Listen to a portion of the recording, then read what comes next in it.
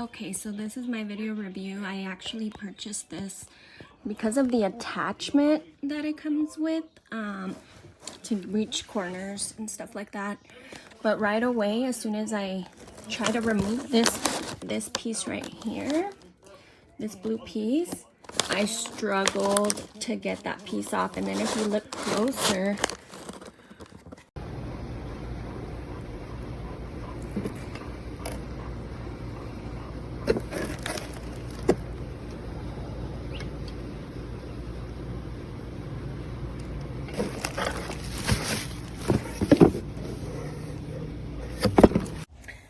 this is the Hammerhead detail sander.